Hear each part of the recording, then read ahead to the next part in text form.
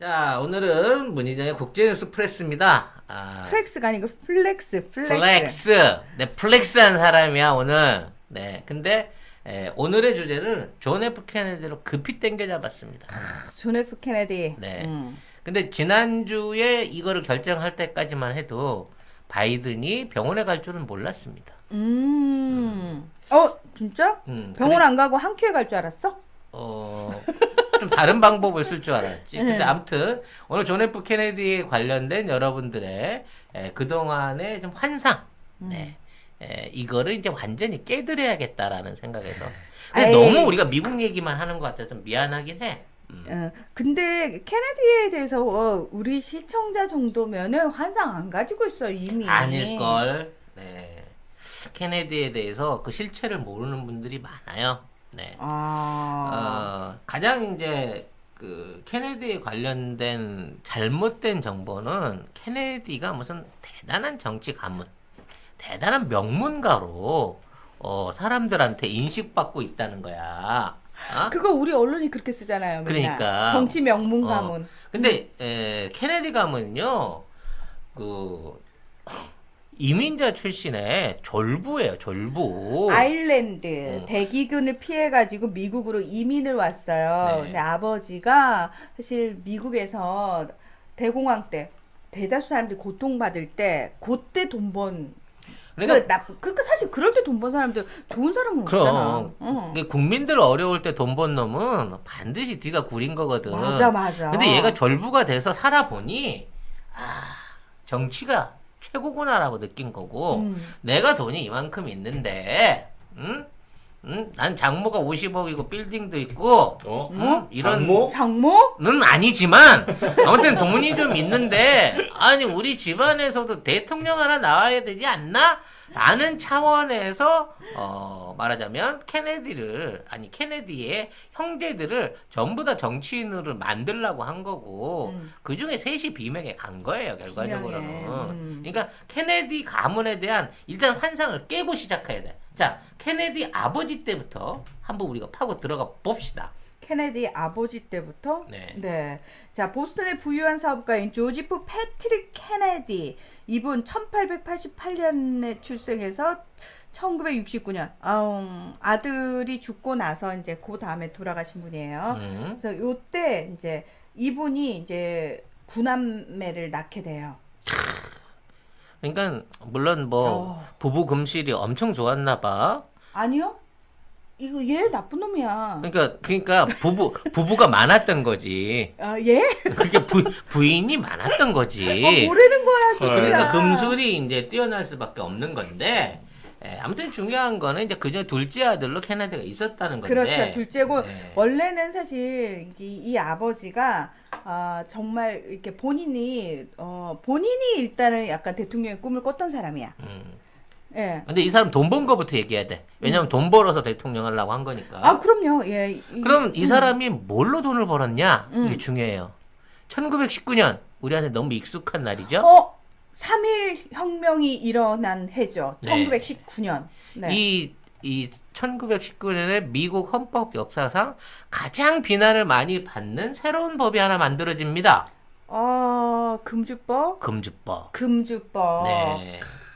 이게 이제 뭐냐면, 너무 술을 만드는데, 곡물을 쓰게 되는데, 먹을 것도 없는데, 술을 왜 만들어 먹어? 라고 생각을 먹은 정치인들이, 말하자면 술을 금지시킨 거죠. 우리나라도 그런 정치인이 하나 있었어요. 우리나라에서도, 금주법을? 거의 금주법이 집에서 술 못 담가 먹게 하는 법을 만드셨던. 진짜 누구지? 뭐 박씨 아저씨니 뭘 누구야. 나쁜 건 다 그쪽이야. 근데 아무튼 곡물 부족을 예방한다는 얘기로 이거를 만든 거예요. 법을 만든 거예요.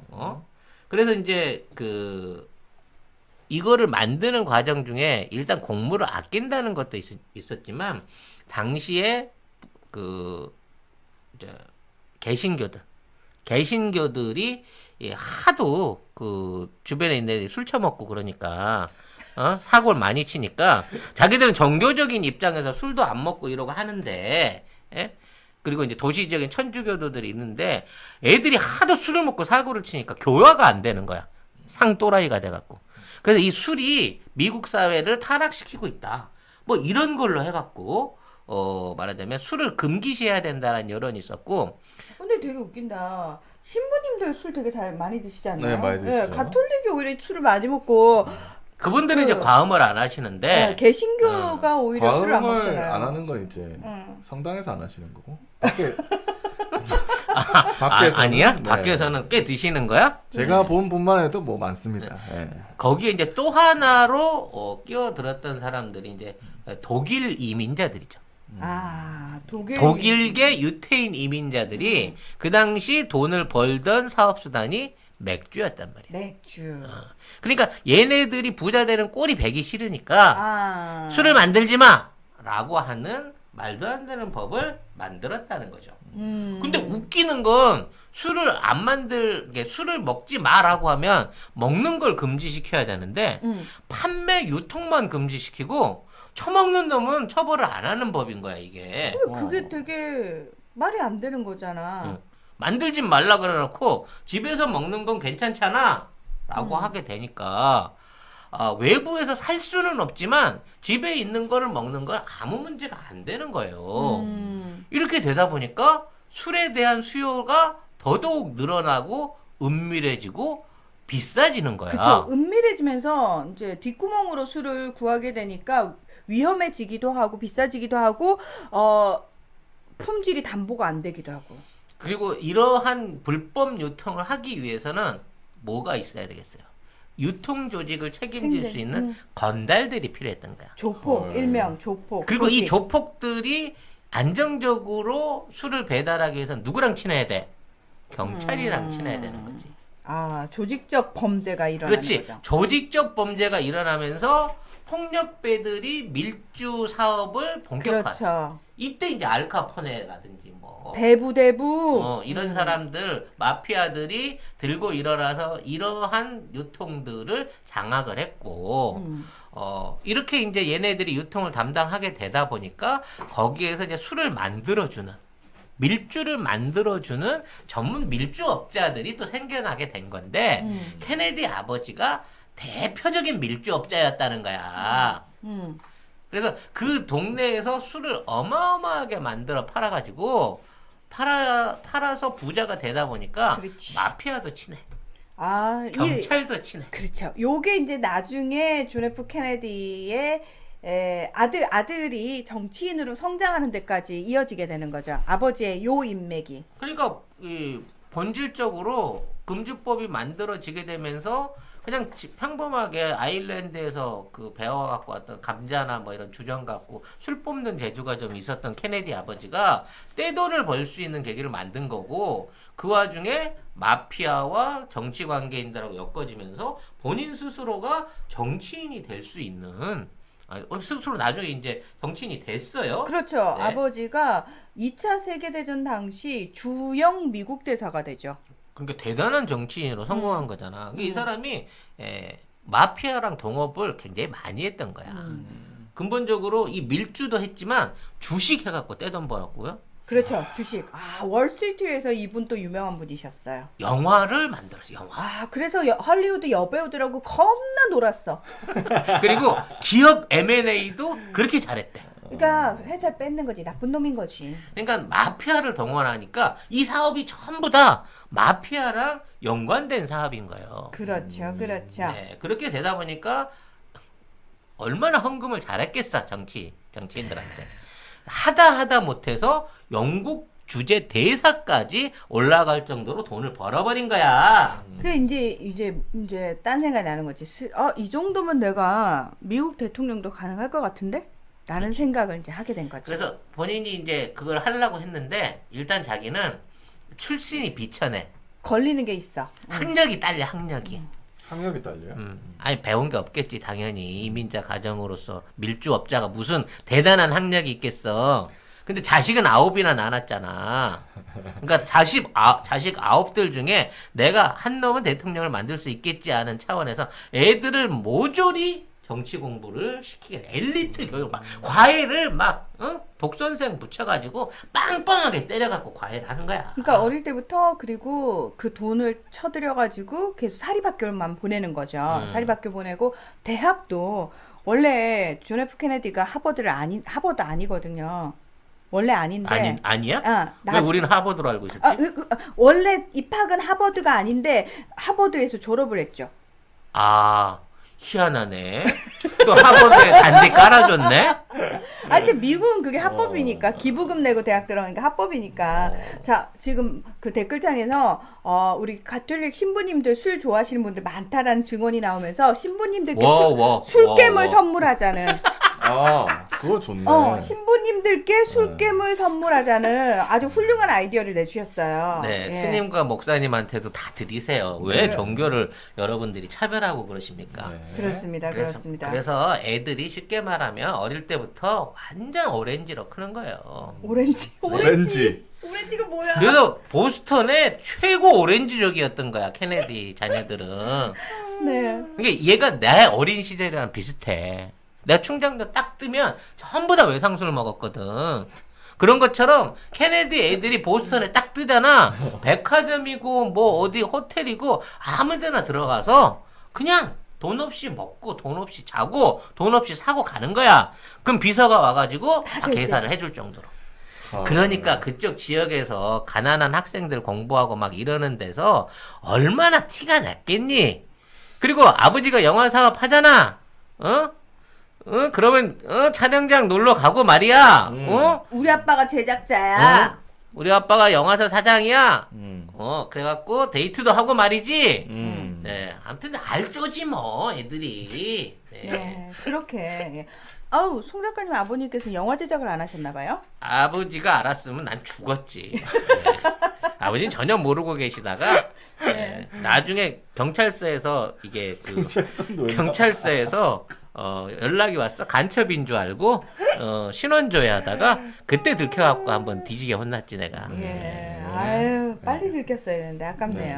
이미 그렇습니다. 충분히 쓰고 난 다음에 들켰어. 그러니까요. 아버님 빨리 아무튼 눈치챘어요. 얘네들은 이제 별종이었던 거야. 그 당시 미국 사회나 미국 재벌이나 미국 정치인의 가문하고는 완전히 동떨어진 별도의 사람들로 케네디 가문과 케네디 형제들이 보스턴에서 엄청 유명한 사람이었다는 거죠. 근데 이제 그거를 이렇게 지금 말씀드리면은 완전히 얘네들 개차반을 놀았어 이렇게 얘기가 되지만 이걸 또 어떻게 포장을 할 수 있냐면은 케네디의 아버지가 어릴 때부터 자녀들을 훌륭한 정치인으로 키우기 위해서 굉장히 그 가정교육에서부터 신경을 썼을 뿐만 아니라 그 지역사회에서 명망 있는 가문이 되기 위해서 가문이 명망을 얻는 그런 걸 굉장히 애쓰면서 그 명방이 어느 정도였냐. 그냥 이 아이들이 이 지역 내에서 어느 가게를 가더라도 케네디 가문의 아이들은 우리가 믿고 뭐든 해줄 수 있어. 지원해줄 수 있어. 라는 얘기를 들을 정도였다. 굉장히 훌륭하게 포장되잖아요. 아무튼 뭐 그런 형제였지만 원래 장남이 어느 집안에서나 제일 대접받잖아. 그렇죠. 형이 있었잖아. 이렇게 차남이니까. 그렇죠. 조지프 패트릭 케네디 주니어. 아버지 이름 그대로 받은 거야. 이 장남 형이 있었는데 장남이 공부도 훨씬 잘하고 뭐 하버드도 장남이 먼저 따라갔기 때문에 프린스턴 다니다가 뭐 갈아탔다고 하는데 어찌 됐거나 너는 형 밑에서 보고 배워 뭐 이런 게 좀 있었지. 케네디한테는 일종의 차남으로서 연끌감이 있었는데 근데 케네디가 공부를 못했대. 공부를 못했대. 못하게도 생겼잖아. 뭘 또 생긴 것 가지고 그렇게까지. 너무 잘생기면 공부하고 싶디 어디? 너 잘생긴 애들이 공부까지 잘해. 저 독한 놈 그러고 욕먹어요. 왜 조국 장관님. 그 양반은 모든 상식에도 어긋나. 아무튼 그래서 이 형한테 일종의 이제 뭐랄까 열등감을 느끼고 있는 상황이었는데 이 형이 2차 세계대전 중에 군용기사로 그냥 죽어버려요. 안타깝게. 그러면서 자동으로 장남으로 승격이 올라가면서 집안의 모든 그 후광 그리고 지원 기대를 한 몸에 받는 상황이 돼버리는 거죠. 네. 지금 조국 장관님이 독한 놈이라고. 장관님 죄송합니다. 이분이 네. 그러셨어요. 저희는 죄송합니다. 아닙니다. 제가 실언을 했습니다. 네. 제가 어릴 때부터 그 미모와 학업이 그 병행됐던 관계로 제 스스로한테 한 얘기였습니다. 제가 독한 놈이라고 욕을 많이 먹었어요. 네.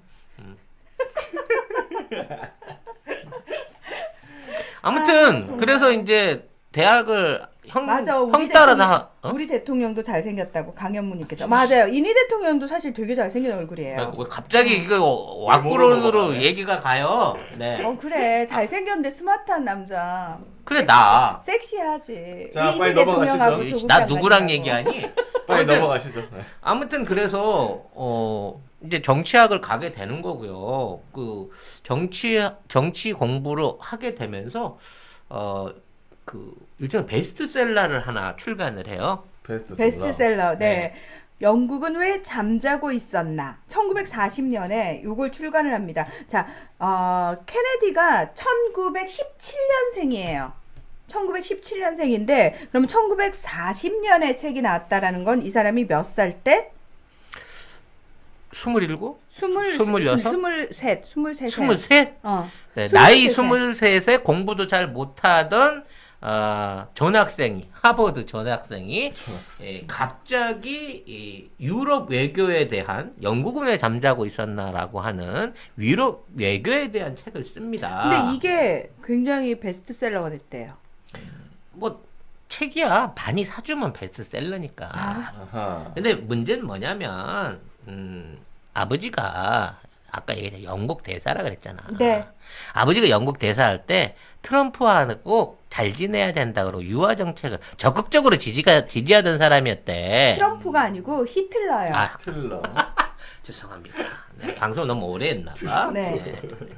아무튼 그래서 그 당시에 케네디가 대학생으로는 알 수 없는 겁나게 면밀한 국제 정보들을 아버지한테서 얻은 게 아니냐. 그리고 이거를 직접 쓴 게 아니라 대필 작가를 통해 가지고 이 글을 쓴 게 아니냐라고 하는 의혹이 있어요. 근데 그렇게밖에 생각할 수 없지 않나요? 너무 젊으니까. 응. 너무 어리니까.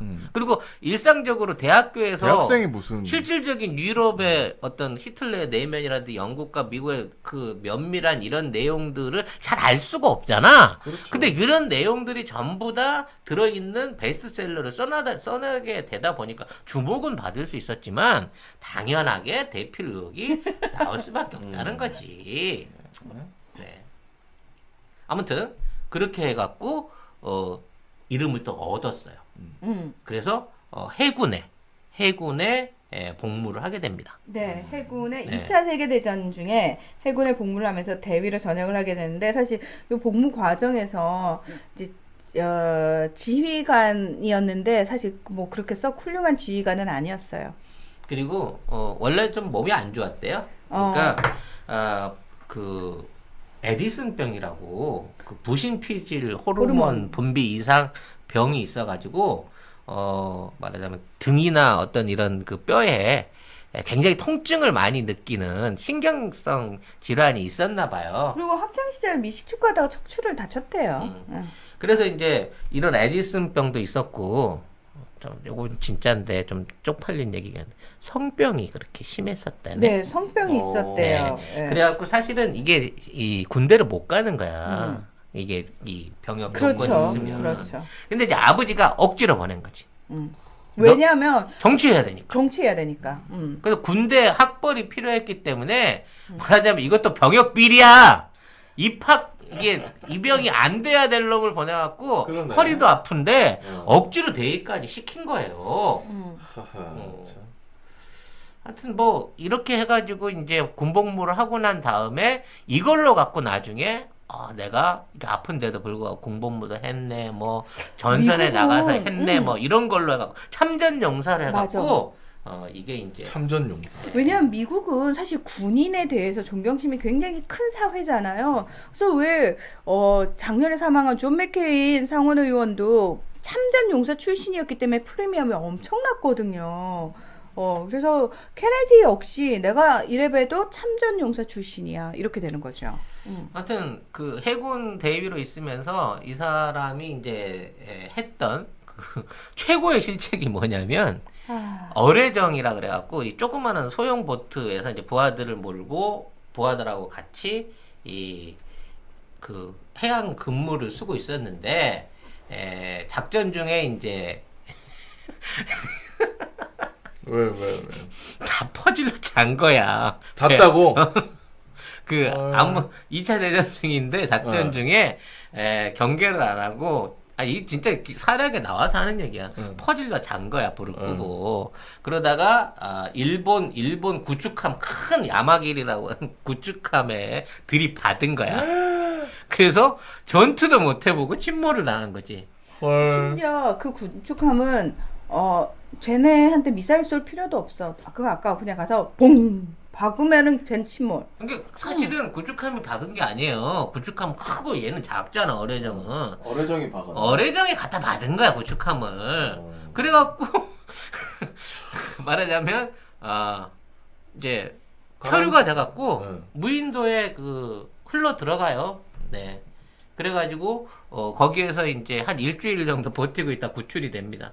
그래가지고 구축함에 받쳤다고 위인전에 써 있어요. 유기수님께서. 여러분 생각을 해봐요. 이 배가 이만하고 이 배는 이만한데 이렇게 받는 게 가능해요? 이렇게 받는 게 가능해요? 네? 상식적으로 사이즈를 볼 때 구축함으로 조그마한 어뢰정을 받으려면 구축함이 얼마나 정밀하게 가야 그걸 받아요. 이해가 안 돼 뭔 뜻인지? 그러니까 결과적으로 지가 받아놓고 구축함한테 당해갖고 말하자면 자기가 표류가 됐는데 무사히 구출이 됐다 그러고 전쟁 영웅이 된다니까 이거 한 건으로. 그러니까 이게요. 훈장을 타요? 자, 이게 진짜 참 포장하기 나름이야. 세상에. 예, 포장하기 나름이야. 예. 야, 이거 참 자다가 전쟁 영웅이 됐네. 그리고 어뢰정으로 누가 구축함 가서 격침시키라고 시켰겠어? 작전을? 얘는 그냥 경비 쓰다가 밤에 졸리니까 잔 거야. 아이고. 그러다가 구축함을 발견을 못해서 그걸 들이받은 건데 이 실수를 통해서 전쟁 영웅이 되는 거예요. 이게 결과적으로 이게 영창 가야 되는데 이것도 나는 아버지 뻘이라고 봐. 아버지 빽이라고 봐. 에이, 그 시절 다 그렇지 뭐. 에이. 그래 그 시절은 원래 그런 시절이었다. 네. 시절이고. 그래서 아무튼 이제 제대를 하긴 하죠. 대위로 제대라고 저기 말하자면 일본군 구축함을 격침시킬 뻔한 전쟁 영웅으로 말하자면 훈장 받고 저길 나가는 거죠. 네, 선거를 나가는 거죠. 자, 1946년 보스턴 시장 선거 출마로 인해서 자리가 빈 매사추세츠 제11 지역구에 출마를 해서 73% 득표율로 당선되면서 하원 의원으로 정치를 시작하게 됩니다. 자, 1945년에 제2차 세계대전 끝나고 바로 다음에 정계에 발을 들이는 거죠. 예. 아무튼 저 하원 의원은 2년마다 하니까요. 네, 내리 3선을 때려주는 거죠. 그렇습니다. 네. 자, 그리고 1952년에 매사추세츠 상원 의원으로 선출되면서 중진급으로 성장을 하게 되는 겁니다. 요때가 몇 살이냐? 1952년이면은 몇 살이냐? 35살밖에 안 됐을 때예요. 요때 이제 자기 취재하러 나온 여기자. 네, 제클린 보비에하고 네. 눈이 맞아가지고 요때 그 마릴린 먼로 사귀고 있었다는 얘기도 있었는데 네. 요 상황에서 이제 아무튼 결혼을 하게 되는 거죠 둘이. 네. 그러니까 이게 제클린 부비에, 그러니까 제클린하고 결혼을 하게 된 것도 사실은 케네디가 그 당시에 35살인데 상원 의원이고 젊은 정치인인데 별로 이렇게 결혼 생각이 없는 거죠. 왜? 당연하지. 아버지가 영화회사 사장인데. 이 옆에 여자들도 너무 그 여자들이랑 노는 걸 너무 좋아하는데 굳이 이제 결혼을 해야 되나라는 생각을 했는데 문제는 뭐냐? 이제 아버지는 얘를 대통령을 시켜야 되잖아요. 그러면은 반드시 결혼을 해야 되고, 그러니까 그 대통령이 되기 위한 조건들 있잖아. 그 중에 하나가 굉장히 모범적인 가정. 그렇지. 이게 필요해요. 모범적인 카톨릭 가정에 가정이 필요해요. 네. 마치 바이든이 우리 가톨릭 가정, 상당히 모범적인 가정, 난 그런 사람, 뭐 이렇게 지금 포장해야지 나오는 것처럼 케네디한테도 그게 필요하다고 아버지가 생각을 한 거예요. 그러니까 케네디도 아씨 아버지 기대에 부응하려면 나도 그걸 갖춰야 되는데, 근데 지가 평소에 놀던 애들은 아닌 거지. 그런 가정을 꾸리기 아닌 거지. 그러면 그 조건에 가장 잘 맞는 사람들을 찾아야 되는데, 일반적으로 이렇게 결혼을 할 때 정략 결혼이라고 얘기를 하잖아요. 그러니까 마치 로맨스인 것처럼 꾸미지만 뒤에서는 이미 계산이 다 끝난. 그러니까 지금 케네디 가문에서 가지지 못한 것들을 가진 집안의 딸이 필요한 거야. 뭔가 다른 명망과 아무튼 이거를 보완시켜 줄 수 있는. 그럼요. 그러니까 너무 귀족적이지도 않으면서 서민 출신이기도 하면서 뭔가 이미지를 업시켜 줄 수 있는. 그리고 사실 케네디의 아버지가 그랬잖아요. 본인은 일단 뭐 주영 미국 대사까지 했지만 어떤 클래식이라든지 이런 그 애티튜드 면에서 교육을 잘 받은 사람이 아니지, 그런 게 없는 사람이잖아요. 그래서 자기 자식들한테 그런 부분을 강조하기는 했지만, 실제로 뭐 집안 대대로 예를 들어서 만약에 그런 애티튜드가 잘 이렇게 그 집안 그 가문의 분위기로 만들어진 집안의 여식이라면 학교도 좋은 데 나왔고, 그다음에 직업도 가졌고 스마트해 보이고, 그리고 그 당시는 워낙 사교성이 중요하잖아요. 사교계에서 어떻게 그런 것들을 할 수 있느냐. 여기에 제클린 부비에가 너무 딱이었다는 거죠. 왜? 제클린 부비에는 그 집안 자체가 이제 어릴 때부터 그런 거, 문화, 예술, 외국어 이런 쪽으로 상당히 많이, 그러니까 엄마가 그런 교육을 아이를 많이 시킨 거예요. 그러니까 교양 덩어리였고. 그렇죠. 누가 봐도 아리따운 펜트하우스의 여주인공 이지아 같은 그런 느낌이 있었던 거고. 펜트하우스 어디지않은 뭐. 드라마 안 보니? 네. 이거 얘기가 안 통하네. 펜트하우스를 안 본다 그러니까. 아니 왜 그 드라마를 열심히 챙겨보세요? 근데 이제 그렇게 시간이 많아? 자꾸 케네디는 사실 따져놓고 보면 공부도 별로였고, 그렇지. 군대도 별로였고, 사고 뭉치고, 그렇지. 심지어 성병도 있어. 아무튼 그래. 이게 지금 대외적으로 캄프라치가 안 되는 약점들이 많다 보니까, 그렇죠. 이거를 이제 정략적으로 묶어서 엮은 거라고 봐야 되는 거예요. 그렇죠, 그렇죠. 그러니까 케네디의 아버지 입장에서는 얘가 딱인데 중요한 건 제클린 부비에도 얘가 직장생활 조금 해보니까 그좀 그런 거 있는 아이들의 특징이 있어. 여자애들의 특징이. 뭐 학교도 좋은 데 가라고 해서 가고 일단 교육을 잘 받기는 했는데 직장생활 보니까 더럽고 치사하고 안 입고 좀 힘들거든. 근데 대충 결혼해서 내가 살기는 싫어. 뭔가 나에게 이왕이면, 사회적 명성과 발판이 필요한 거지, 발판. 부를 조금 누리게 해줄 남자를 찾아야 돼. 그러니까 제클린한테도 케네디가 딱이었던 거죠. 세상은 바뀌질 않아. 그럼 똑같아. 아니 뭐 이 결혼하고 나서 4년쯤 있다가 퓰리처상을 받아요. 퓰리처상을? 이거 퓰리처상이라는 게 이게 사실 따져놓고 보면 기자들이나 언론 활동하는 사람한테 주는 상인데, 아니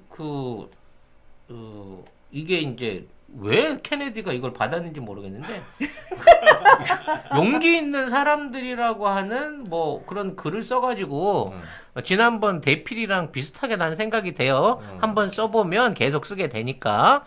네, 퓰리처상까지 받으면서 지명도를 확 올렸고, 그 와중에 뭐 그 부통령으로 출마해서 2위로 한번 떨어져 보기도 하고 이러면서 정치적 지명도를 확 올려놓고 결혼하고 7년 만에 진짜 대선에 출마를 하게 되는 거죠. 그렇죠. 1960년 대통령 선거를 앞두고 민주당 경선에서 그 당시에 정말 거물 정치인이었던 린든 B 존슨을 꺾고 후보로 출마를 하게 되는데요. 나중에 이 린든 B 존슨이 부통령이 되다가 케네디가 암살당하고 난 다음에 본인이 결국은 대통령이 됐죠. 예. 약간 펜스랑 비슷한 느낌인데, 아무튼 그 펜스가 트럼프한테 경선 밀려갖고 부통령으로 가는 거랑 비슷한 케이스인데, 근데 요때만 하더라도 트럼프는 이제 너무 젊었어 사실은. 트럼프가 아니고 케네디가요. 죄송합니다. 케네디는 너무 젊었어 기본적으로. 그러니까 뭐 그렇죠. 1960년이면은 사실 이분이 이제 61년 제 35대 대통령에 이제 취임을 하게 되는데 요때면 뭐 나이가 40세가 안 됐을 땐가? 딱 40 정도 됐을 응. 거야. 예. 아니, 왜냐면 이게 이 사람 16년 아니. 17년생이잖아. 43. 그러니까 40대 초반의 43살. 젊은 대통령 후보가 나왔기 때문에 야, 43살에 대통령에 당선이 됐어. 경륜이나 이런 면에서 많이 밀릴 거라고 생각했는데 여기에 이제 결정적인 변수로 작용을 했던 게 TV 토론이었던 게 TV 토론. 그러니까 그 전까지만 해도 사실 뭐 텔레비전이 미디어 매체에서 차지하는 비중이 별로 크지 않았는데 그때부터 이제 정치인들이 TV 토론회가 처음 시작되거든요.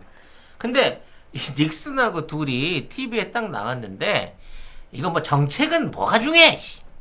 비주얼이 완전 다른 거야. 그렇죠. 어? 이게 심지어 그 공화당의 닉슨 후보랑 케네디랑 나이 차이가 4살밖에 차이가 안 났대요. 근데 그렇게 차이가 나? 그러니까 난 왜, 20살은 차이나 보이던데? 역시 왁구론이 있네. 네. 이게 참 어쩔 수가 중요해. 없네. TV 너- 토론회니까. 나 보면서 그러지 마라. 네, 상처 받는다? 유튜브 방송은 네. 이것도 중요해.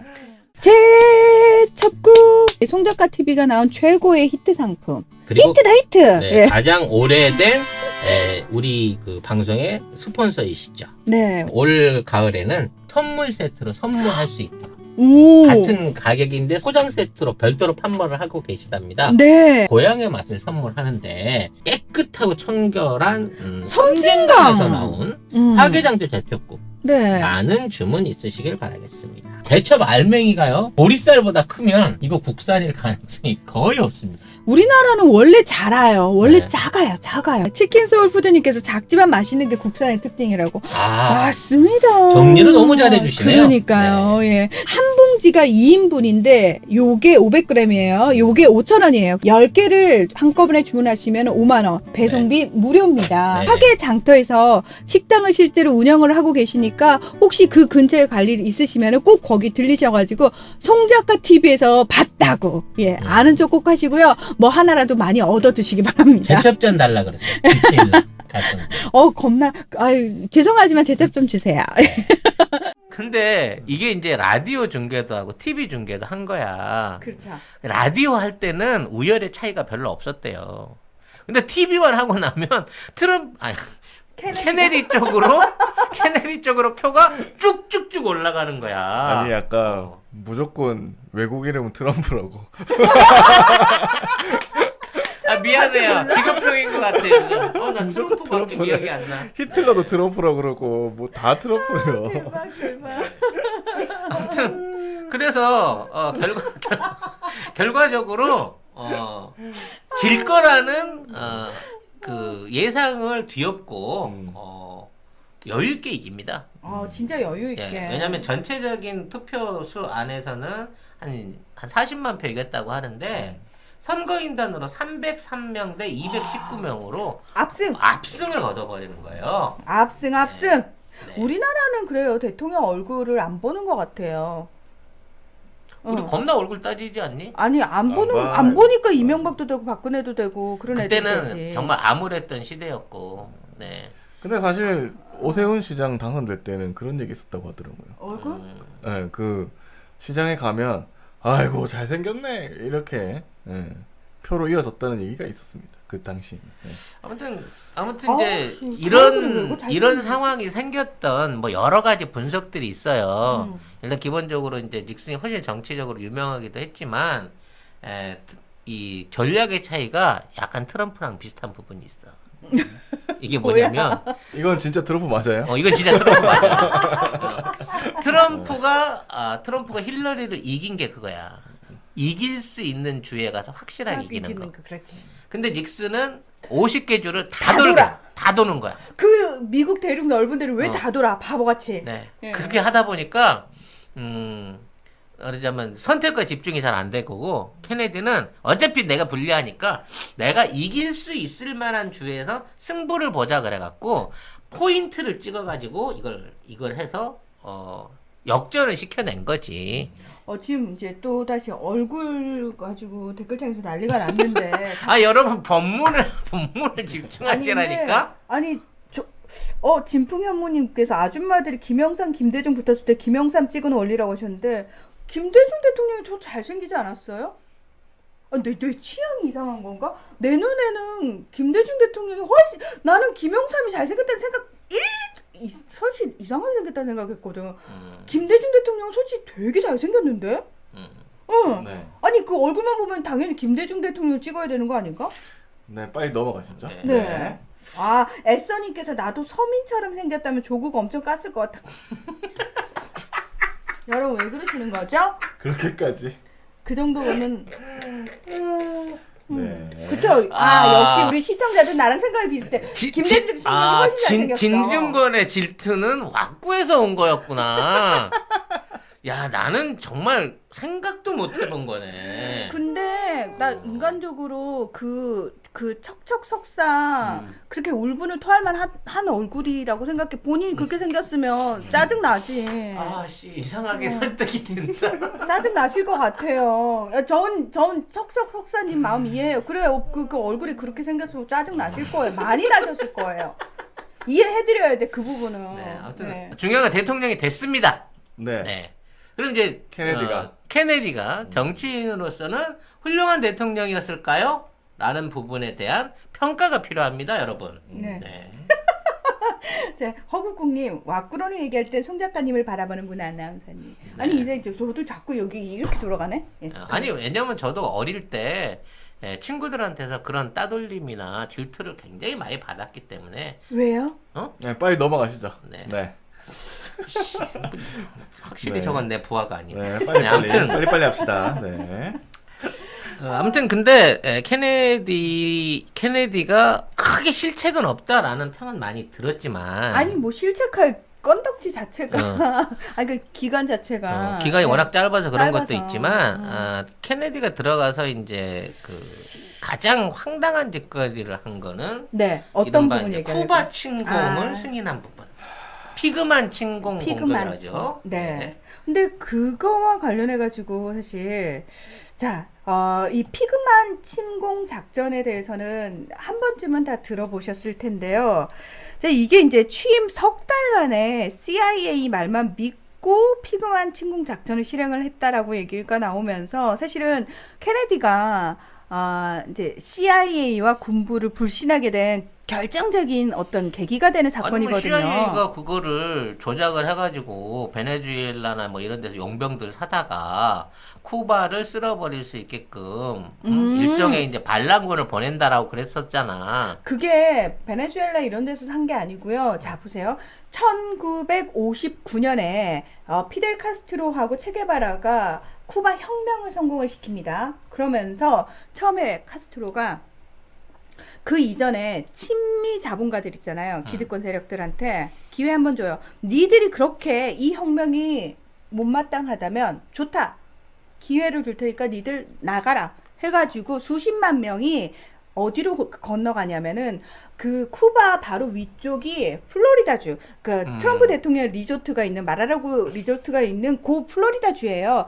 거기로 쿠바인들 수십 명이 일단 싸들고 간다고. 가거든요.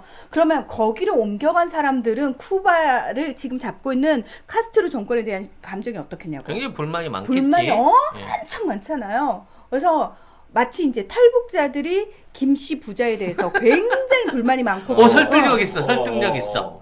진짜로 저는 그 대학원 할 때 저 탈북자 친구를 만났는데 그 친구가 딱 그랬다니까 저한테 누나 나는 특공대 가는 게 꿈이야 대한민국에서 그랬어. 왜 그래? 내가 김정일이 목 따오려고 그 얘기를 하더라고. 왜냐면 본인이 당하고 살았기 때문에 불만이 많은 거예요. 그 사람들 1,500명을 지원자 젊은 애들을 지원 받아가지고 걔들을 훈련시킨 거야. 1년 넘게. 그러니까 쿠바에서 탈출한 쿠바에 불만이 많은 반쿠바 세력들을 훈련을 시킨 거구나. 당연하죠. 용병이 아니라 쿠바 사람 훈련시킨 거네. 그렇죠. 왜냐면 걔들은 사실 쿠바에서 다 기득권이었거든. 부잣집 애들이야. 우리가 쿠바에 계속 살았으면은 떵떵거리고 그치. 해피하게 사는 저 애들이야. 사회주의자 이제 한번 몰아내자라는 차원에서 몰고 들어갔는데 아무튼 이게 실패하면서 망신 개망신 다 당하고 애들 다 잡혀가고 걔들 데리고 오느라고 그 몰래 그 인질 그 뭐라 그러지 협상금 같은 거 몰래 지급하고 그때 예. 돈 엄청 줬어요. 돈 받은 거 얘기 안 하기로 했는데 카스트로는 다 까발리고. 그렇죠. 네. 자, 그때요. 이게 원래 CIA에서 미국이 작전을 세울 때는 어떤 거였냐면은 자, 밖에서 1,500명이 정예요원이 들어가면은 그때 미국 공군이 폭격을 해주고 지원을 후방에서 해주고 자, 쿠바 내에 남아있던 반체제 인사들이 있을 거 아니에요. 그들이 내에서 폭동을 같이 일으켜줘야 돼. 그러면 외부에서 치고 들어가고 내부에서 폭동이 일어나면 어떻게 된다? 딱 맞아 떨어지면서 체제 전복이 된다였어요. 내외에서 합쳐주는 그렇죠. 걸로. 그 계획이었어요. 근데 여기서 이게 어디서 틀어지냐면은 바보 같은 게 미국 언론들이 CIA가 언론을 통해서 몇 달 전부터 우리 쿠바 잡고 그러면 우리가 너네 가만히 안 놔둘 수도 있어 이런 식의 엄벌을 계속해요. 내가 근데 피그만에 침공할 수도 있어. 뭐 라는 이 식의 비슷한. 근데 생각을 해보세요. 지금 막 이제 형성된 이 정권 같은 경우에 지금 카스트로가 사실 들어와가지고 국유화를 시작하거든요. 민간 그 기존 친미 기업들로부터 다 뺏어내고 미국 기업들이 가지고 있던 거 다 뺏으면서 여기 이제 불만들이 쌓여가고 있으면 당연히 미국이 여기에 대해서 경제 봉쇄를 할 거 아닙니까? 그러면 미국이 하는 말들에 정권이 대비를 하게 되잖아요. 바보가 아닌 이상. 게다가 얘들이 선택한 그 위치가요. 비응신 같은. 하바나, 그러니까 아바나라고 하죠. 수도하고 딱 100km 떨어진 해안인데 문제는 여기가 늪지대야. 상륙하면 겁나 힘들어. 아유 바보야. 아무리 정혜원이어도 늪지대를 가면 어떡하니. 그러니까 카스트로는 이미 거기에 대해서 대책을 다 세워놨. 거기 해안가 완전 경비 튼튼하게 해놓고 내부적으로 폭동을 일으킬 수 있는 반체제 인사 10만 명을 미리 다 체포해서 감옥에 딱 넣어놓은 구금을 상태에서 해놨어요. 그리 올 줄 알고요. 그 말하자면 예비군을 동원해갖고 거기를 똘똘똘 싸고 있었던 거예요. 그렇죠. 호구를 열어놓고 들어와봐 그렇지. 들어와봐 했는데 거길 들어왔네. 들어왔네. 근데 나가려고 하는데 늪지대라 발이 빠져서 못 나가네. 심지어 미국이 처음에는 쿠바 공군기지를 공격해줬어요. 한번 했는데 요걸 계속 해주게 되면 이건 미국이 우리한테 선전포고한 거 아니야 가 되니까 얘들이 이거 공식적으로 공격하는 건 우리가 아닌 것 같은데 하면서 얘들이 발을 쓱 뺀 거야. 그 사이에 이 1,500명이 아무리 정예요원이어도 아이고. 그 숫자에 못 당한다는 거죠. 그래서 얘들이 100명이 사망하고요. 나머지는 모두 포로로 잡히게 됩니다. 그리고 카스트로 정부가 곧장 재판을 통해서 주동자급 게릴라들 다 처형하게 되고요. 미국은 그 당시 5,300만 달러 상당의 의료품을 쿠바에 지불하고 나서야 나머지 1,113명의 포로를 석방시킬 수 있었습니다. 그리고 체포돼 있던 반정부 인사들은 이 침공을 명분 삼아서 다 숙청당했습니다. 아이고. 결국은 카스트로 정권을 더욱 탄탄하게 해줘버린 거가 되기 때문에 사실 이게 케네디가 한 작전은 아니고요. 그렇죠. 그 전때에서 미리 아이젠하워 준비를 대통령 아이젠하워가 때부터. 하고 있었던 건데 이거를 이제 CIA가 그 제대로 보고를 안 하고 실행을 하는 바람에 뒤집어 쓴 거야. 그러니까 케네디 그렇지. 빡이 돌지. 그러니까 CIA 말만 믿고 사실 케네디는 이걸 할 생각이 별로 없었거든요. 그렇지. 굳이 이런 거 왜 해? 나는 그냥 그 자기 좋아하는 나사에 가갖고 달 착륙도 빨리 시도하고 한 50명만 달나라 좀 보내봐봐. 내 임기 때 돈은 얼마 들어도 좋으니까 뭐 국방비에서 조금 내가 돈을 좀 이쪽으로 돌려줄까? 뭐 이러면서 일종의 로켓 소년의 꿈을 가지고 있었던 거고. 로켓 소년. 그리고 이제 이 CIA 이걸 통해 갖고 이렇게 이제 빡이 돌다 보니까 일단 쿠바하고 이제 국교를 단절할 수밖에 없는 상황이 됐고요. 거기에 경제 제재를 때리다 보니까 쿠바가 이제 소련이랑 같이 미사일 기지 세운다고 해갖고 쿠바 이제 미사일 사태를 만들어내게 된 거잖아. 그렇죠. 자, 여기서 CIA가 이렇게 한번 피그스만 침공 작전으로 케네디를 바보로 만내. 어쨌든 이 책임은 케네디가 져야 그러니까 돼. 대통령이 져야 되니까 쪽팔렸잖아. 완전 열받아 죽겠는데 이게 케네디 대통령이 딱 대통령의 1961년 1월 20일에 취임하거든요. 원래 미국 대통령 취임일이 1월 20일이에요. 근데 요게 1961년 4월 15일에 이제 된 그 계획이란 작전이란 말이에요. 근데 요때 또 3월에 미국 군부가 또 무슨 삽질을 하냐면은 우리도 작전이 있습니다. CIA가 못한 걸 저희가 해내겠습니다. 그래서 그 전에 이제 CIA 전에 노스 우주 작전이라는 보고서를 가지고 와요, 군부가. 이게 뭐냐? 와, 이게 진짜 기가 막혀요. 여객기가 쿠바에 의해서 격추된 것처럼 위장을 하거나. 이거 어디서 많이 듣는 시나리오인데. 잘 들어봐. 비행기를 납치해서 미국 주요 지점에 비행기로 자살 테러를 하거나. 어? 혹시 뉴욕 엠파이어 스테이트 빌딩 이런 데다 쌍둥이 하면 빌딩 좋겠네. 이런데? 전 아무 말도 하지 않았습니다. 야, 그때 쌍둥이 빌딩 있었을까? 아, 60년대 그때는 없었을 없어요? 것 같은데. 마이애미 등의 시가지에서 쿠바인으로 위장한 사람이 총기 난사를 하거나. 총기 난사. 아하. 이게 지금 그 미 국방부가 들고 온 시나리오라는 거지? 네. 야. 이렇게 해서 이 명분을 만들자는, 쿠바를 칠 수 있는 명분을 만들자는 건데, 이게 충분히 가능한 게, 자, 미국이 베트남 공격할 때 들어갈 때 통키망 사건 자작했잖아요. 그러니까 이게 미국 애들은 이런 식이야. 미국 군부가 생각하는 건 늘 이거야. 그러니까 CIA도 한번 망신을 떨었는데 군부가 또 이런 보고서를 갖고 들어오니까 정말 케네디, 야, 나도 군대 임마, 어뢰정으로 구축함 때려잡았던 사람이야. 이것들이 어디서 작전을 이따위를 갖고 와 그러면서 얘네들한테 줬던 권한이라든지 신뢰를 다 확 내려버리는 거죠. 그렇죠. 그러니까 심지어는 CIA를 해체하자 그랬대요. 해체하자 그러고 케네디 대통령이 왜 피그스만 침공 작전 자기는 정말 사인하기 싫었는데 CIA가 어쩔 수 없이 이렇게 강압을 하니까 자기 대통령 이제 3개월밖에 안 됐고 그러니까 관계를 또 처음부터 너무 어긋나게 되면 안 되는데라는 생각에 했단 말이에요. 너무 웃긴 게 뭐냐면 이게 실패를 하고 여기저기서 비판이 막 터져 나오니까 사인한 자기한테 모든 책임이 다 올 뿐만 아니라 CIA가 저희는 모르는 일인데요. 그러니까 말을 다 바꿔버린 거예요. 그러니까 여기에 케네디가 딱 친 거야. 박 돌지. 그래가지고 1962년에 대통령 집무실과 강요 회의실에 미국 대통령 역사상 처음으로 녹음 장치를 설치합니다. 케네디가 먼저 합니다. 그 이후에 왜 닉슨이 워터게이트 사건으로 목 날아가잖아요. 그 이전에 그러니까 닉슨이 억울했던 그거야. 이거 나만 한 게 아니고 이거 시작을 케네디가 했다고. 왜냐면 케네디 입장에서 녹취록을 남겨놔야 나중에 안 뒤집었으니까. 그렇죠. 녹취를 시킨 건데 군부와 CIA를 못 믿으니까 케네디가 그거를 한 거예요. 그리고 요 사실은 자기 동생 로버트 케네디 법무장관하고 단 둘만 알고 있었어. 얘도 희한한 게 자기도 젊으면서 저보다 저 어린 동생을 데려다 국무장관을 시켰어. 법무장관을. 그래서 요때 이후로 가족은 사실 트럼프랑 뭐가 달라? 그러니까 내각에 기용하면 안 돼라는 얘기, 암묵적 룰이 생긴 거죠. 그걸 깨신 분이 트럼프고요. 예, 아무튼 예. 아무튼 그래서 얘는 이제 그 달나라를 빨리 가고 싶다. 나사에 빨리 인간을 달에 보내서 살게끔 하고 싶다. 아폴로 계획이요. 이 꿈을 빨리 지원해 다오 그러면서 야 국방부 CIA 판공비 때려쳐 차라리 나사를 줘. 뭐 이렇게 돼버린 거고.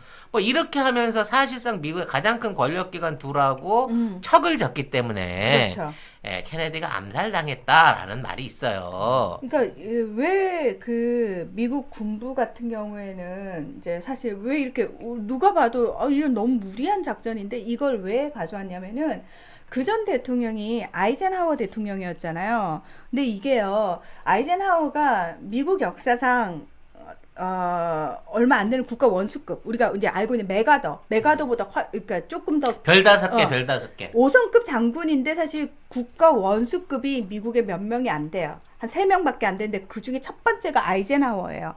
그 정도로 군인으로서 엄청난 분이었단 말이에요. 그러니까 아이젠하워가 딱 대통령 자리에 앉았는데 자기가 5성급 장군이고 자기가 말 그대로 현장에서 전쟁을 치러본 사람인데 군부 얘네들이 하고 있는 짓이 되게 한심하잖아요. 그게 뻔히 알고 얘들이 어떤 속셈인지도 너무 잘 아니까 군부가 지네 좀 땡겨 먹으려고 하는 예산들 다 깎아버리거든요. 내 앞에서 지금 군을 얘기해 니들이? 내가 훈장 탄 사람인데? 내가 다 해봤어. 내가 전문가야. 뭐 이러면서 찍소리도 못한 거예요. 그러면서 군부 예산도 많이 깎이고, 그러니까 군인 출신 대통령이 나오면은 오히려 좋을 줄 알았더니 그 반대 상황이 된 거예요. 근데 그 다음 대통령이 완전 민간이야. 그러니까 지네가 봤을 때 얘가 해군 대위 출신이어도 자기 봤을 때 웃긴 거야. 아니 그치? 오성 장군이 해놓은 조직을 대위 나부랭이가 와가지고 그러니까, 내가 전문가인데 이 새끼들이 이렇게 나오니까 군부가 약간 길들이기를 해야 되겠다. 이제 아이젠하워도 이제 없고 잘 됐다. 저 케네디 못 모르는 케네디가 대통령일 때 우리가 다시 예전에 그 힘을 회복하자. 라는 생각에 얘들이 무리를 한 거죠. 근데 케네디는 더 싫은 거야, 얘들이. 가뜩이나 CIA 정보기관들 짜증나 죽겠는데 군부까지 전화를 일치니까 저 둘을 어떻게든 눌러야 되겠다라는 생각을 더 강하게 했다는 거죠. 아무튼 그 예상한 대로 쿠바를 고립을 시키니까 미사일 위기가 왔어요. 쿠바 입장에서는 지금 경제 봉쇄 들어가지고 계속 압박을 해나가니까 그 당시가 언제 냉전 체제가 시작된 때잖아요. 그러면 쿠바는 당연히 손을 어느 쪽에다 냅니다? 소련은 내밀 수밖에 없는 그래서 거죠. 소련이 핵미사일 기지를 만들겠다고 하게 되면서 이게 시작되는데 그렇죠. 여기에서 케네디가 또 하나의 승부수 도박수를 던집니다. 전 해군 8대 그 당시 8대 있었대. 8대 항공모함 전단을 전부 다 전개를 해가지고 쿠바를 완전히 둘러싸버린 거예요. 봉쇄를 해버리는 네. 거죠. 그리고 붙어보자. 너 이거 그대로 강행할 거면 붙어봐. 라고 강수를 둡니다. 이때 이제 처음으로 데프콘 3가 미국에서 발령이 되는 되죠. 거예요. 데프콘 3 발령했죠. 자, 이걸 통해 갖고 군부에 대한 지휘권을 쥐고 또 한번 흔들어 버리는 카드가 성공했잖아. 군 입장에서는 케네디를 약화시켜야 되는데 케네디가 군 지휘를 너무 잘해. 오성 장군보다 어뢰정 대위가 훨씬 더 잘해. 군 지휘를. 이렇게 되다 보니까 얘를 그냥 놔뒀다가는 이게 우리 군인 보기를 아주 개떡으로 알겠는데? 라고 하는 위기의식이 생길 수 있다는 거죠. 그래서 이때부터 CIA와 군부의 케네디 제거에 대한 모략이 시작됐다라고 하는 음모론이 있습니다. 네. 그리고 여기에 또 하나의 케네디한테 서운한 그룹이 있었어요. 아빠 친구들. 마피아. 조폭들. 왜냐면 사실 그 당시 정계나 이런 쪽의 영향력을 봤을 때 마피아가 어떻게든 케네디의 당선에 도움을 안 줬을 리가 없잖아. 그럼요. 지금 트럼프도 사실 따지고 보면 다 마피아가 친구야. 부동산 업자들, 그 뒤에는 다 마피아잖아. 베가스에서 사업하는데 마피아 도움 없이 돼? 일단 기본적으로 아빠 친구들이 많이 도와줬단 말이야. 근데 딱 되자마자 바로 아빠 친구들하고 쌩을 깐 거지. 쉽게 말하면. 그러니까 자기 이게 아들 친구 되는데 열심히 물심양면으로 도왔을 거 아니야. 선거 비용부터 유세고 뭐고 간에 도와줬는데 그러면 이제 뭔가 떡밥이 돌아올 게 있어야 되는데 내가 대통령인데 내가 무슨 마피아 따위들하고 무슨 얘기를 하겠어 이러면서 일종의 언론 완전히 이제 쉽게 말해서 관계를 끊어버린 거지. 아니 왜냐면 케네디는 그 당시에 정말 뉴 프론티어의 상징 같은 인물이에요. 젊은 지도자, 도전. 근데 그 구태의연한 마피아들하고는 연관되면 안 되는 거죠. 그 마피아하고 연관될 수밖에 없는 가장 결정적인 상황이 뭐였냐면 마릴린 먼로의 죽음이었어요. 마릴린 먼로의 죽음. 왜냐면 이 마릴린 먼로의 죽음 뒤에 말하자면 이건 이제 그냥 얘기예요. 마릴린 먼로가 케네디의 아이를 임신했다는 얘기가 있었습니다. 뭐 그런 소문이 있어가지고 이걸 통해 가지고 나를 이혼하고 나를 영분 자리에 퍼스트 레이디를 시켜줘. 뭐 이런 무리한 요구를 했다라는 썰이 있어요. 그래서 이거를 처리하기 위해서 아빠 친구들한테 이제 요거를 어떻게 조용히 정리만 해주시면 제가 어떻게 해드릴 텐데 뭐 이런 모종의 약속을 했는데 결과적으로 이제 요거를 쌩 깠다라고 하는 음모론도 있습니다. 뭐 이렇게 되다 보니까 젊은 케네디 주변에는 친구는 없고 적들밖에 없어요. 적들만 득실글득실한 상황이 만들어지게 된 거죠. 근데 워낙 진짜 사실은 너무 여러 가지 얘기들이 많아가지고 근데 분명한 거는 케네디가 그 이전 대통령들과는 확실히 다른 스탠스였기 때문에 여기저기 적이 많았던 건 분명하고, 그러면 본인이 그럼 일생을 강직하게 살아왔냐, 정직하고 강직하게 살아왔냐, 또 그건 또 아니었기 때문에 사실은 문제가 터진 그렇지. 거지. 앞에서는 진짜 어. 젊고 훌륭한 대통령 막 미국을 최강국으로 인정받은 대통령 달을 정복할 대통령 막 온갖 미사여구를 만들어냈지만 뒤에서는 정치적으로 전혀 타협이 없는 사람이었고 결과적으로 이 3년밖에 안 돼요. 2063년에 이제 말은 댈러스에서 암살을 당하게 되니까 1963년이요. 네. 2063년이 아니고요. 네. 미래에서 오셨나봐. 술겜이랑 똑같아. 네. 아무튼 기본적으로 술겜 사장님 미안. 근데 기본적으로 이 암살이 이제 모의가 되는 거예요. 그래서 이제 결국은 그 리하비 오스월드에 의해서 살해를 당했다고 하는데 그 후로 영화 너무 많이 나왔잖아. 네. 일단 기본적으로 대통령이 그런 스케줄을 가는데 대중적으로 만나는데 무게차 오픈카를 탄다는 것도 말이 안 되고, 그리고 그 자리 그러니까 1차 저지선 경호에 의한 1차 저지선이 완전히 붕괴된 상황에서 저격수가 들어와 있을 수 있었던 것도 말이 안 되고 돼요.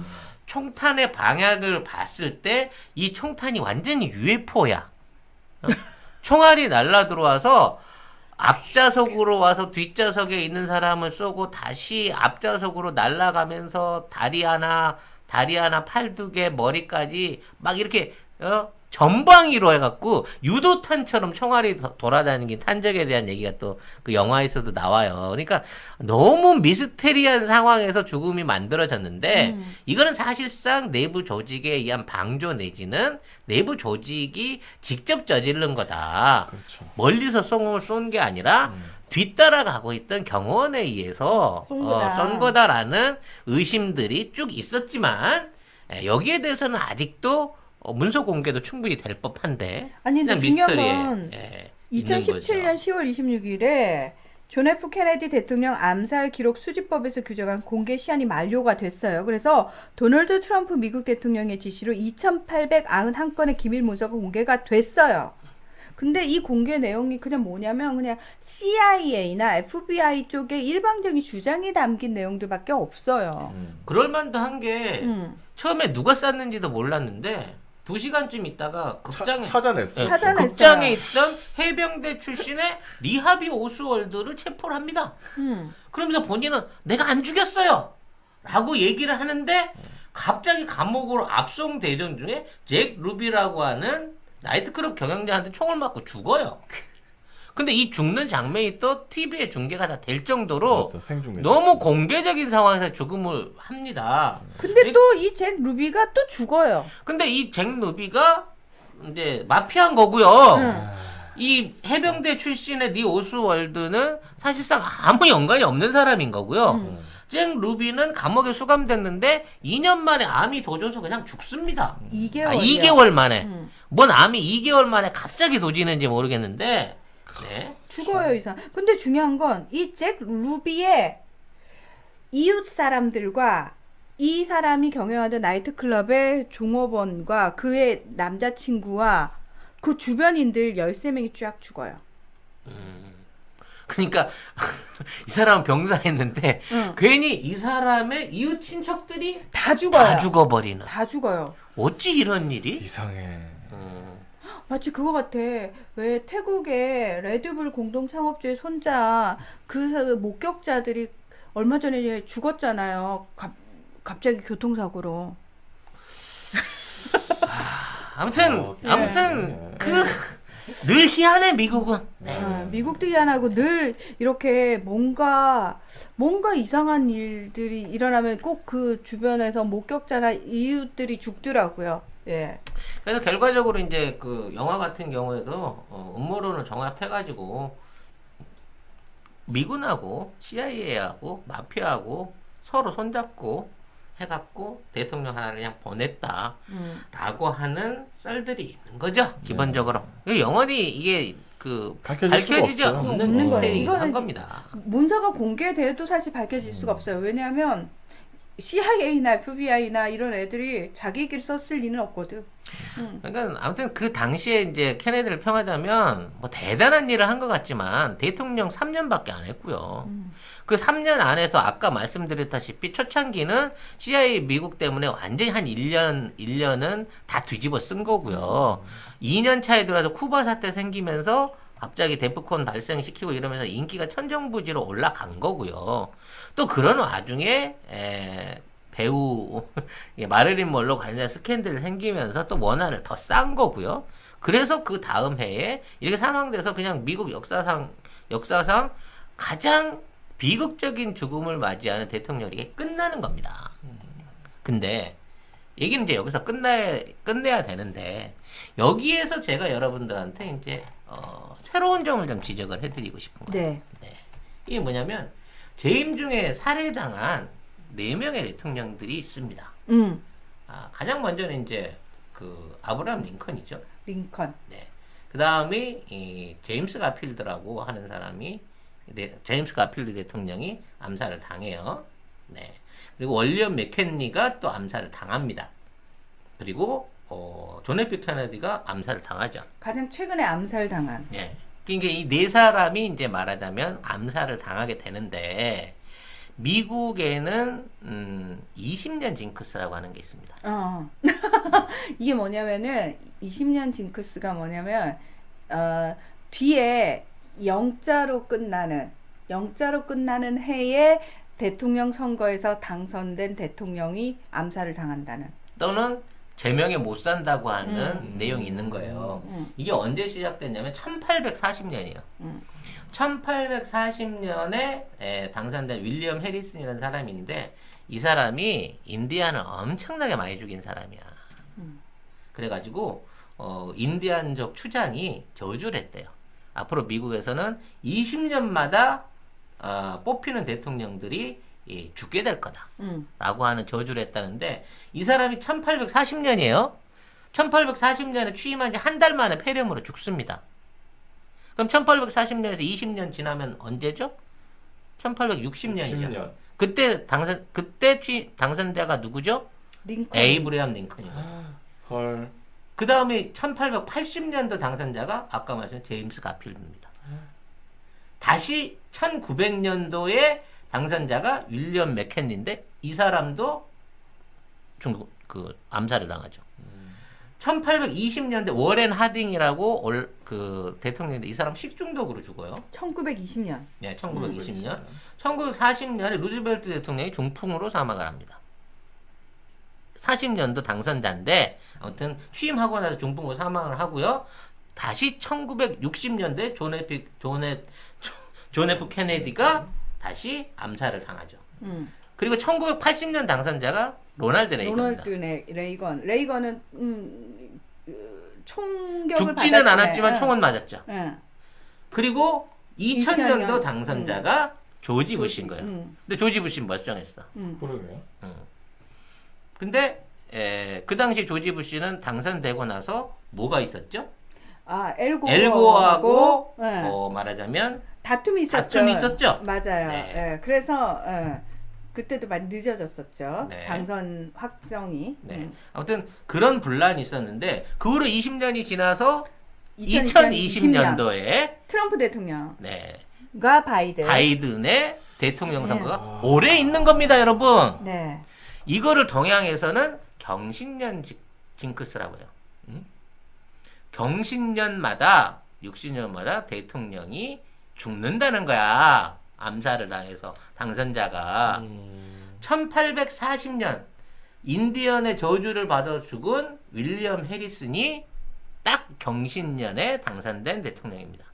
그 60년이 지난 다음에는 누가 됐다고요? 1900년도에 윌리엄 맥킨지가 암살을 당한 거죠. 1960년도 당선자 존 F 케네디 어떻게 됐죠? 암살당했단 말이야. 또 다시 60년이 지난 경신년이 2020년이라는 거지. 그러면 헐. 너무 끼워 맞추기 아닙니까? 아니 그냥 우연히 이게 맞아 떨어지잖아 경신년으로. 참. 그러니까 우연일지 모르지만 올해 당선된 당선자는 반드시 뭔 해를 입을지 헐. 모른다는 거지. 왜? 20년과 경신년이 한꺼번에 이 맞아떨어지는 정말 절묘한 해가 올해거든. 그래서 그런 말이 있어요. 당선자라고 먼저 주장한 사람이 당선자라고 먼저 주장한 사람이 바이든이잖아. 어? 헐. 그래서 바이든이 잘못되는 게 아니냐라는 예측이 가능한 거고요. 아니면 실질적으로 나중에 트럼프가 취임을 하게 되더라도 어. 트럼프의 신변에 변고가 생길 수 있는 징크스가 있다라는 거지. 근데 웃기지만 네. 우연의 일치지만 오연의 일치지만 재밌잖아. 우리 일 아니잖아. 뭐 우리 일 아닌데. 네. 미국 일이니까. 그 모든 액땜을 바이든이 껴안고 갈 수도 있겠네요. 그렇죠. 뭐 그것도 충분히 가능한. 저희는 이제 바이든이나 트럼프 누구를 이렇게 지칭해서 저주하는 부두교도들이 아닙니다, 여러분. 실제 이런 얘기들이 이 가십성으로 떠돌고 있다는 거예요. 근데 너무 웃기지 않아요? 2020년도부터 부시 하나, 2000년도 부시 하나를, 근데 부시도 말이 많았거든, 당선 확정까지. 부시 하나를 빼고는 나머지 모든 당선자들이, 20년차 당선자들이 전부 말로가 안 좋았다는 거야. 부시는 어떻게 피해갔을까? 엘고랑 그 지랄을 한 게 일종의 액땜이 되지 때웠나? 않았겠냐. 무슨 말이야? 어? 사주야 이제. 아니, 해를 넘겼잖아, 해를. 어? 그렇기 세상에. 때문에 사주상으로 해를 넘겨서 액땜을 아. 한 게 아니냐? 라고 하는 또 가능성. 지금도 해 넘길 판인데. 아니 근데 당선자라고 본인이 본인이 얘기하잖아요. 선언해갖고, 그걸 확정을 못 지었잖아, 그 해에. 그래서 2021년 당선자가, 2001년 당선자 확정이 됐기 때문에 부시가 살아남은 게 아니냐. 이래서 트럼프는 내년도에 당선 확정을 계산하고 있지 않느냐. 그래서 이번 트위터에 6개월 안에 이 문제가 해결될 것 같지 않습니다. 라고 하는 은유적인 메시지를 남기지 않았겠느냐라고 송 작가가 작두 한번 타보는 겁니다. 네. 아이고야. 네. 참. 부시 때 9.11 테러 있었다. 영한네이처면 우리가 한때 팟캐스트 인기 프로그램에서 막막 광고하던 제품이 있습니다. 마카33을 엄청나게 광고를 했고요. 주력 상품을 이제 마카 33에서 술겜으로 바꾸셨대요. 식물성 원료들을 섞어서 만든 건데 그 메인은 마카도 들어있고요. 네. 오리나무, 누룩, 황기, 칡봉오리, 쌓인 씨앗, 헛개나무, 칡뿌리 몸에 좋다는 종류는 뭐 20몇 가지가 전부 다 들어있어요. 생약제제 같은 작은 알, 그 알로 된 겁니다. 먹기에는 향이나 이런 맛에서 지장이 없고요. 효과가 너무 좋대요. 그래서 사장님이 얼마나 자신이 있으신지 음주 중에는 드시지 말라고 권합니다. 술이 안 취한다.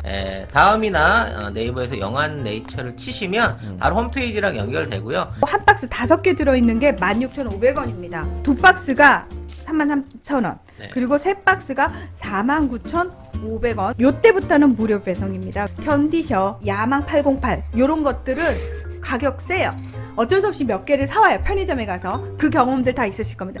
그거 사면은 결국은 몇만 원 나가. 그렇지. 거기 역시 송작가 TV에 광고하니까 광고 효과 짱이더라 라고 주님들이 얘기해 줄 수 있는 네. 그런 송작가 TV 만들어 주세요. 누가? 여러분이요. 그래서 오늘도 케네디 얘기를 해봤습니다만 정말 웃기지 않아요? 우리가 알고 있는 위대한 미국이라든지 미국에서 가장 인기 있었던 존경받는 대통령의 어떤 일생이라든지 그들의 시작과 마지막이 사실 들여다보면 너무 구리잖아. 그렇죠. 어? 너무 냄새나고 저질스럽잖아. 심지어 케네디마저도. 아니 그 사실 케네디가 뭐 흑인 민권 운동이라든지 뭐 인권적인 측면, 그 진보적인 부분도 있었는데요. 이분이 또 실책한 부분 같은 경우에는 베트남 전쟁 때 그 네이팜 폭탄과 에이전트 오렌지라고 불리는 치명적인 고엽제 살포를 또 허가를 한 사람이거든요. 몬산토 부자 만들어준 사람이잖아. 예, 그래가지고 예, 이런 부분에 있어 사실 이 고엽제 피해자분들이 우리나라 그 참전군인들 아직까지도 아직도 고생하시거든요. 있죠. 예. 네. 근데 뭐 중요한 건 그렇습니다. 민주주의를 지키고 뭐 선거를 지키고 뭐 그런 것도 있지만요.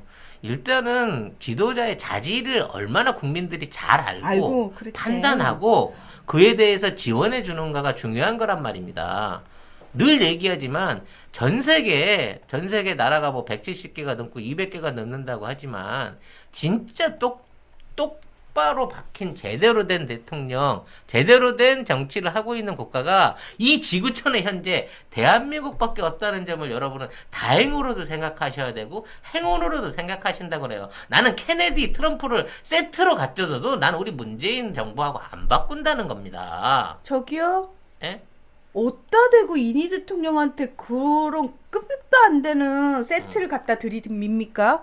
기분 나쁘네요. 이니 대통령의 국민으로서. 그런 자부심을 가지시라는 겁니다. 우리가 만든 시민혁명으로 만들어낸 문재인 대통령과 문재인 정부가 얼마나 도덕적이고 얼마나 일 잘하고 얼마나 우리 대한민국의 미래를 위해서 노력하고 있는지를 여러분들이 오늘 케네디의 고사를 통해서 그리고 거기에 언뜻 드러나는 트럼프와 바이든의 그림자를 보시면서 한번 비교를 해보시라는 차원에서 오늘 시간을 준비를 했어요. 네. 그리고 진짜 늘 말씀드립니다만, 그래요. 이제 뭐 정치인들이 있어야 이게 뭐 한 나라가 잘 굴러가는 건 맞아요. 그러니까 그 직업적으로 그 직종은 필요해요. 필요한데 결국은 그 정치인을 뽑는 사람들은 국민들이거든요. 우리들이거든요. 그래서 우리들 스스로가 깨어있지 않으면은 자꾸 우리도 이미지에 속아요. 우리도 이미지에 속고 그가 하는 그 새치혀에 속는단 말이죠.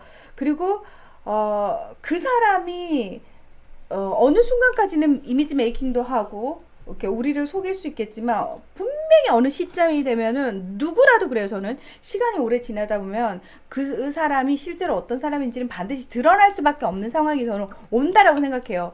다만 그 시간이 길고 짧고의 이 차이만 있을 뿐이지 그 사람이 어떤 사람인지는 반드시 드러나게 되는 건데 저희 여기 앉아서 방송하는 세 사람을 비롯해서 저는 그 여러분이 왜 정말 이분들 때문에 우리나라가 그래도 잘 버틸 수 있고 깨시민들에게 큰 뭐 깨우침을 주고 계신 많은 분들 고맙습니다 이러시잖아요.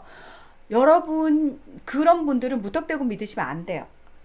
그러니까 무슨 얘기냐면은 그러니까 민주당이니까 믿어주고 이니 대통령이랑 친한 것 같으니까 믿어주고 이니 대통령을 항상 입에 걸면서 칭찬하는 것 같으니까 우리 편인 것 같아서 믿어주고 이렇게 가시면 안 된다는 거예요. 실제로 그 사람의 삶과 말과 행동이 얼마나 일치하는지를 그냥 계속 저는 조금 객관적으로 보셔야 될 필요가 있다라고 생각하고 오래 지켜보실 필요가 있고요. 너무 맹목적인 추정은 그 누구한테도 하지 마십시오. 저희한테도 마찬가지입니다. 맹목적 추정은 절대 안 되는 것 같습니다. 많은 분들이 민주당의 미래나 다음 정권의 뭐 후보들에 대해서 많은 얘기를 하는데요. 그만큼 우리가 관심을 갖고 지켜보고 언론에 속지 않고 제대로 된 시각으로 이걸 판단해낼 수 있는 기준과 역량을 우리가 키워나가면 됩니다. 속지 않으면 돼요. 그렇죠. 네. 예. 그렇습니다. 자, 오늘 방송은 여기에서 마무리를 짓도록 하겠습니다. 네.